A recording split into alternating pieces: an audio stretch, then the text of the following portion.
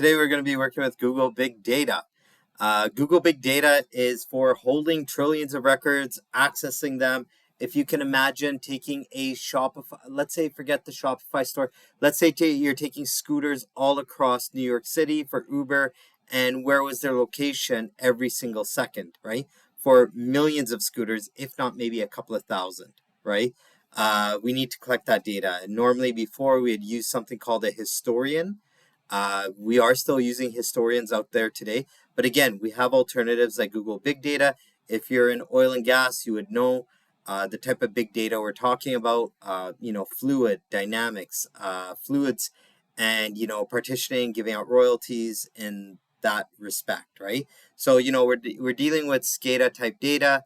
Again, that should make it easier for you. Or in another instance, let's say you go to every grocery store in Superstore and you're collecting trillions of transactions per day or millions of transactions per day, and these need to be stored for 7 years, right? So you would use something like Google Big Data, partitioning, storage capabilities. We're talking about towers and towers and towers of data, right? So let's get to it, okay? I'm just going to show how we use it. Okay, I'm going to drag this over here. So basically what I did was I did this on a small scale. I took let's get that open right here, downloads. I took a basic CSV, and let me bring that CSV up for you. Oh my God, there we go. Okay, wait, CSV, there we go. Sorry about this. I got 4 different screens here, and so, it can look, get a little bit hairy, and that's why you get the Oz there. Where is this? Where is that? Right here. Okay, great. We got schema. And that's a schema. Here we go. Sorry, all live Shopify stores. So this is basically an amalgamation in future. We got about 2.9 million Shopify stores with their revenue, their data, their social media campaigns. But again, we're going to take a small set here just for brevity. And what we're going to do here, all live Shopify sites, writable. I'm going to drag this over. There we go. It's going to be a CSV. I'm going to drag this over here. Okay. Okay, right there. As you can see, we got the domain, location, the tech spend, right? The sales revenue. Okay, we got a couple of hashtags there. And then the social media campaigns. How much are they spending? How much is their sales and revenue per USD?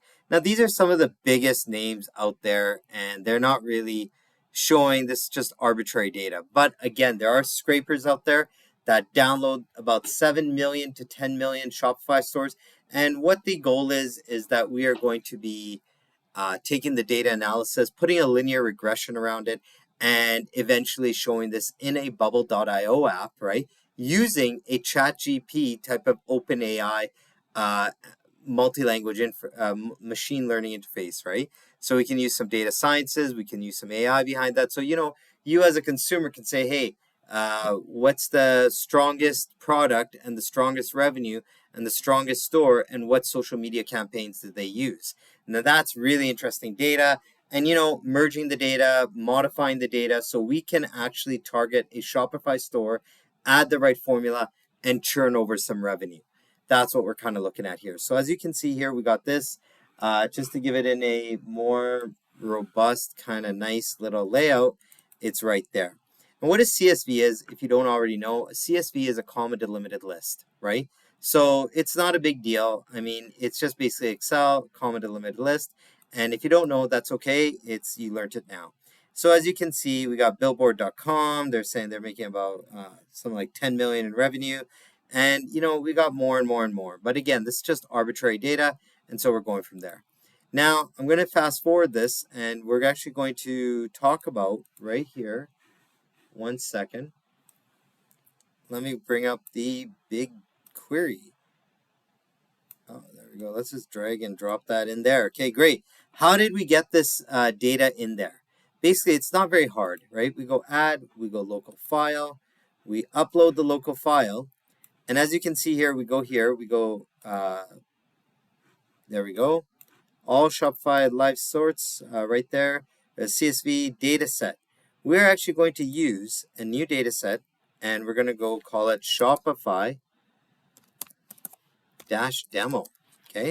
And we're going to make a native table, then we're going to auto detect it, okay? So what this is going to do, and one thing to learn about this is that right up here, your first row should be your columns row. If you don't add your columns row, it's just going to add a whole bunch of strings in there, and that string will build your schema.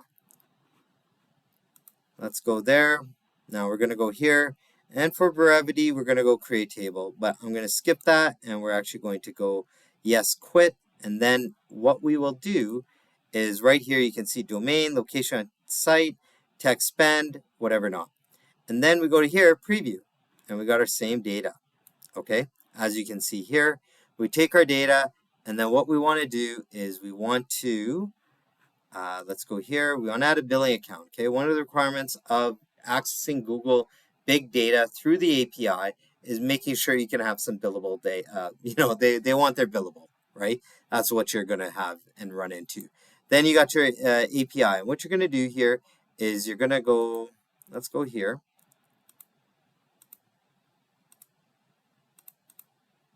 Okay, so what we're going to do is go to console.cloud.google.com before we're at the big data, and you just go here and you will find BigQuery. Sorry, instead of big data, it's BigQuery. And these are the list of things that we can use. We can use the compute engine, the Kubernetes engine. I'm sure you've heard Kubernetes, extreme no fail safe over, enterprise level redundancy there. Okay. So, if you're the architect, you're the project manager, and you look at just hey, what are they talking about when it's Kubernetes? I'm sure you've heard the buzzword, but this is really what it is. High availability, right? Through Google, through whatever not. If you're the junior dev, just graduating out of school, this is what it is. It's not a big deal. But again, it is a big deal because it's highly billable, okay? We got the IAM and admin. Those are security credentials. And for this, all we're going to do is just go to APIs and services. And we are going to select BigQuery API. Okay. When we select BigQuery API, we're going to go here. And sorry, this should be, no, sorry, I already did it.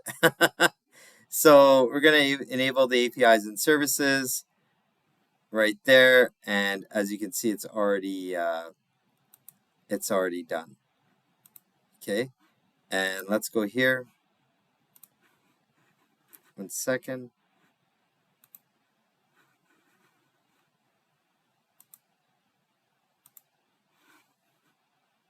Apologies. Now we're going to snip this and cut this. Okay, but now we got create credentials. Which API are you using? Google API. We're going to go application data. We're going to go next. Now, this is my kind of first time after a little bit of time accessing this. So if we get a little ho, hums, ahs, and whatever not, just deal with it, okay? So service account name, display the name for the service account. We're going to call it Shopify account sample. Based on that, we're going to go to, this is a test to connect to the bubble.io platform. As you remember, we are bubble.io enthusiasts for the time being.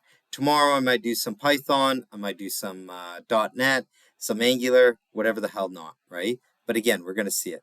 Create and continue. Okay, we're going to select a role. There's a couple of roles here. Owner, let's go with the owner, okay? We're going to go...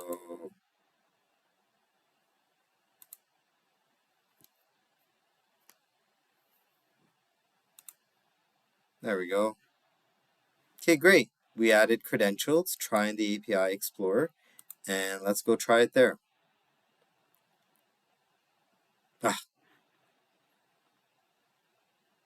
There we go. We can make a couple of deletes, gets, posts. I'm going to add this into our next snippet here, but that's enough for now.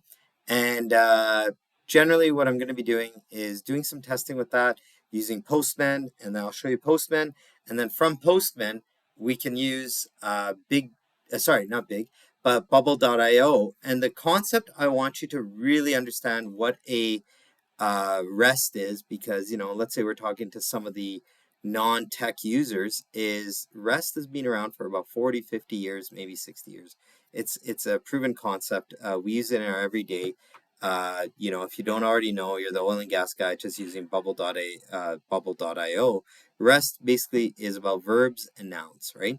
Just remember, any type of programming you're doing, use verbs and nouns. It's nomenclature. It is identifying, and that's why it is considered a literary piece of work when you code something.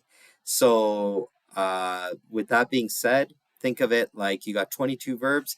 All the major ones are get, post, put, delete. Put is for update, delete is for delete, and get is to get information, and post, we create data. That's really about it, okay? 4 things you got to do in an application: create, retrieve, update, delete. It's called CRUD, okay? And then you want to add DRY. Now, if it's that simple, that's the basic concepts. But again, we get more complex, organizing code, organizing concepts. This is what software architects do later on. But again, we are going to be dealing with big stuff. Again, this is more of a lifter for a client we're going to be working with potentially. And that lifter is using Google Big Data. Again, we'll be using ChatGPT, OpenAI, and then we'll be connecting that into a bubble app, right? So stay tuned for the next the next video tutorial. Okay, have a great day. Bye for now.